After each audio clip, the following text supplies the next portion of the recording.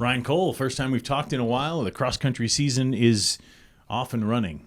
Sorry for the pun, but at the Dillinger meet, your men did quite well, finishing third as a team. You got a 7th overall. Just tell me your impressions so far this season.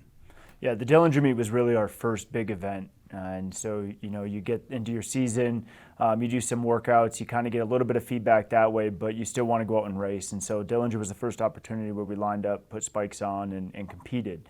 It was a little bit smaller meet than some of the really big invites coming, but it also is a nice course, but also kind of a tight course. So you kind of get reacclimated with some of the different variables, like having a lot of bodies around you, getting off the line fast. You can try to replicate it in practice, but that discomfort of going through a race without halftime or timeouts, you kind of have to get in there and do it. So really we wanted to get into the Dillinger meet, get some feedback on where we're at the beginning of our season, and that was sort of our first big test, and now we move forward from there. Were you impressed with what the men were able to accomplish, this early in the year? We thought we have a pretty good team going in, but again, you want to get out there and race to see. We had some variables that we dealt with within the race. A couple of our top guys, one was a little under the weather early in the week, one was a little bit as we got closer to the meet. But at the end of the day, we packed up really well. The guys were able to maintain position or even move up over the latter stages of the race, and we competed pretty well. Hopefully we got a little bit of work done in our process of qualifying for nationals down the road. But overall, I think we had an 8-second spread, which is over the last few years we've been able to pack up pretty well, and I think this is a pretty capable team. So hopefully that packs further up in races as we go. But yeah, a lot of positive feedback from the meet. Yeah. On the ladies' side, every single thing it seems like has been either focused on Michaela Norris in cross country or Maria Mettler, who are both now gone in the WCAP or waiting for the WCAP. How is that side of things going? And that's hard when you're talking about the shoes of Michaela Norris and trying to fill those. Well, I think when you have alums come into the program as recruits, they develop, and then they commission and go out into the Space Force or Air Force, you want them to leave the program better than they found it. We've been very fortunate over the last few years to have a lot of women that have done that.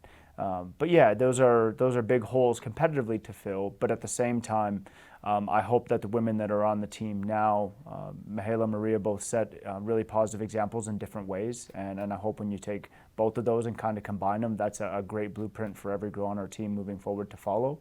But we have a very capable team. Our women were 12th, which was not quite the placement we were aiming for, but 9 out of the 17 teams that were at Dillinger are top 40 teams out of the 340 in the country.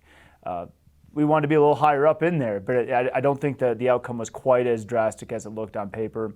But at the same time, we aspire to be a top 40 team. We've consistently been there, and that standard hasn't changed. And we have a very capable group. It'd be one thing if your team wasn't really capable of being there. You'd say, well, okay, we need to continue to build a better team. But this group is very capable. There are some things that need to continue to develop and get put into place.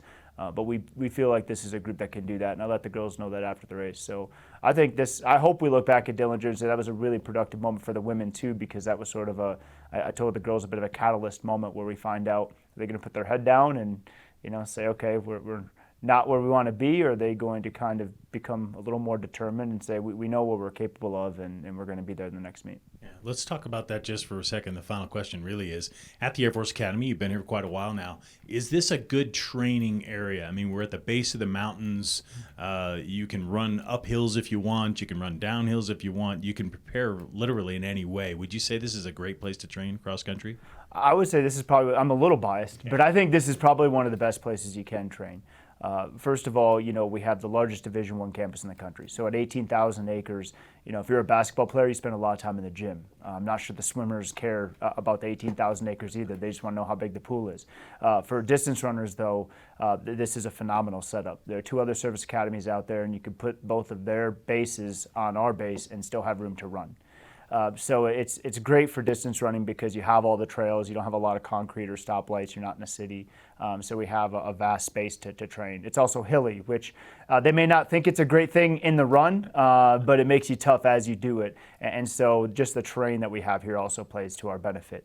We're at 7,000 feet altitude. There's a reason that the United States put an Olympic Training Center in Colorado Springs and that so many elite athletes go to altitude. It's So having that variable as well makes this a very conducive place to train.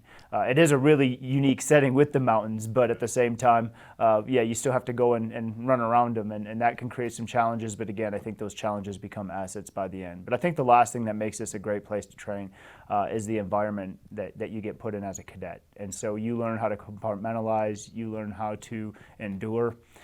You learn how to kind of just roll with it a little bit, and you have to be able to handle adversity. You have to be able, everybody thinks their path for improvement is just this clean, smooth, like slight incline maybe, but you just stay the course and eventually you'll get there, when reality is much different. There are going to be ups and downs, there are going to be challenges, there are going to be things that may appear to be obstacles or roadblocks, and you have to have the right perspective on them. And I don't think there's a place out there that develops that perspective better than the Air Force Academy. Awesome. Ryan Cole, thank you for the time. Appreciate it. Thank you.